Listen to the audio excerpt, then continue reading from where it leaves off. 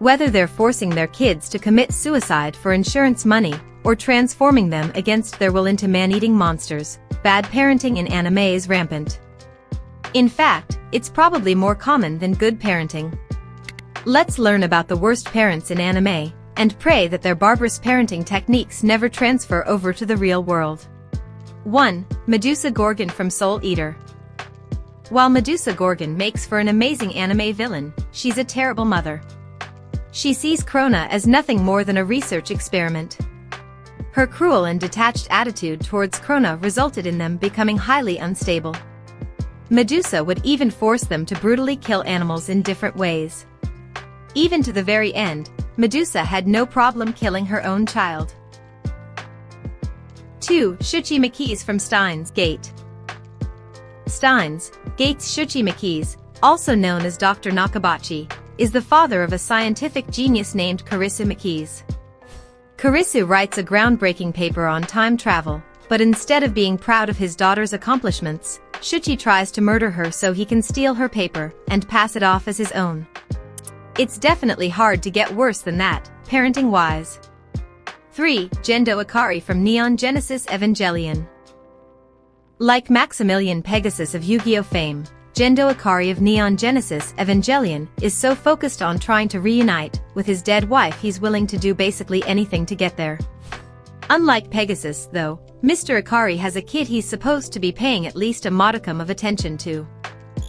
But no, Mr. Ikari has more important things to do, so he just abandons his kid, then randomly summons him to pilot a mech.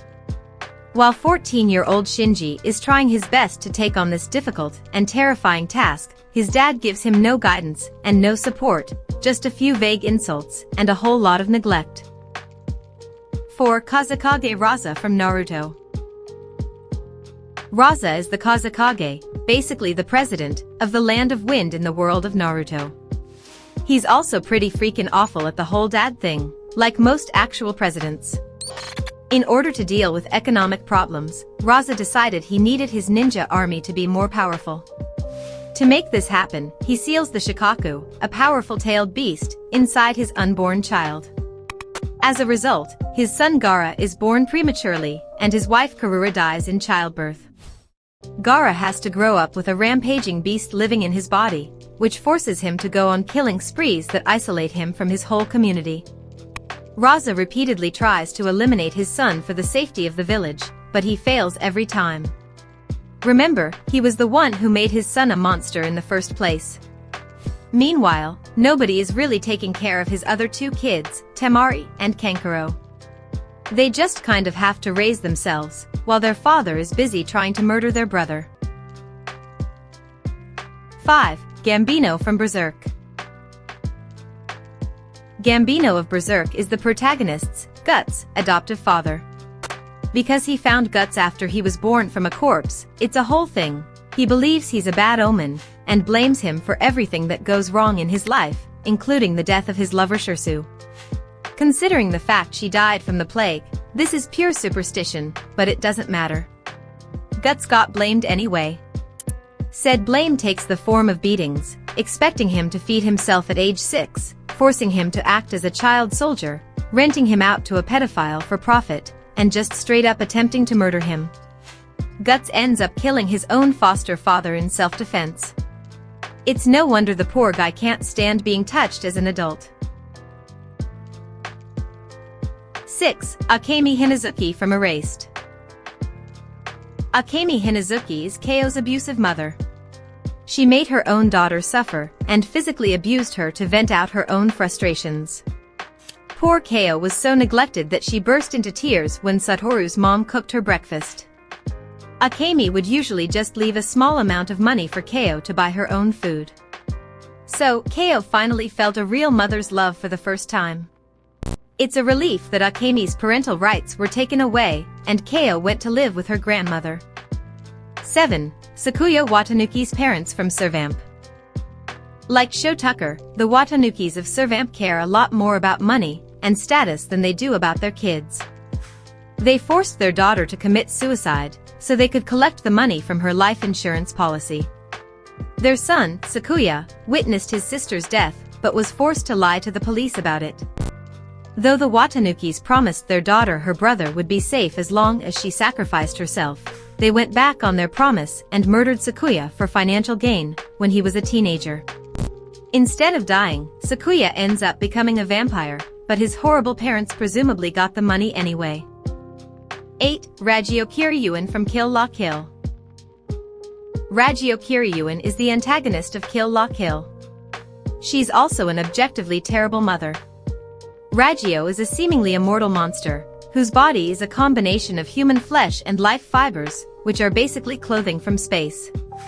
Her goal is to destroy all of humanity, and let life fibers take over the earth, a goal her older daughter Satsuki pretends to support until she manages to gather adequate forces to take her down.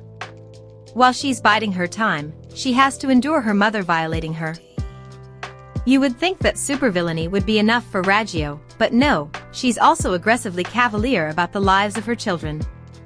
When she mistakenly believes her second daughter, Ryuko, died as an infant as a result of life fiber experimentation, she disposes of the body, feeling no grief for anything other than the failed experiment.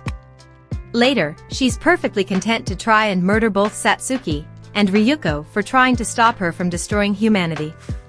Oh, and she orders her third daughter, Nui, to sacrifice her life. Because, evidently, that's just what you do when you're a parent. 9. Hiromi Shiota from Assassination Classroom. In general, it's not a great parenting move to try and force your kid to conform to a gender identity they don't agree with.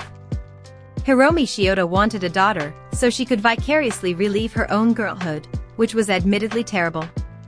When she gave birth to a son instead, she decided it didn't matter, and raised Nagisa as a girl. Much to Nagisa's chagrin, Hiromi forced him to grow his hair out, and wear feminine clothing. This alone is pretty awful, but it gets worse. Nagisa is in class 3 at Kunijigakaka Middle School, which is where kids with bad grades end up. Hiromi doesn't want Nagisa in that class, but he's happy doing important work with his classmates, so he's against switching out. To force her son to comply, Hiromi drugs Nagisa, brings him to school, and insists he torch the building. In other words, excellent parenting. She only gives up when he saves her from an assassin, because apparently now that he can kick ass, he's worth consideration as a human being. 10. Mayu's parents from Elfen Lied. Mayu, one of the most innocent characters in Elfen Lied, ran away from home at age 14 to escape her horrible parents. That alone should tip you off that things are pretty bad. Mayu's stepfather is a sick man who takes advantage of his new stepdaughter almost as soon as he meets her.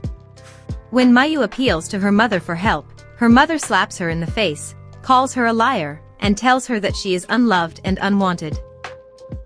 This lady cares a lot more about her marriage than she does about her daughter's well-being, and she is more than happy to continue a relationship with a pedophile.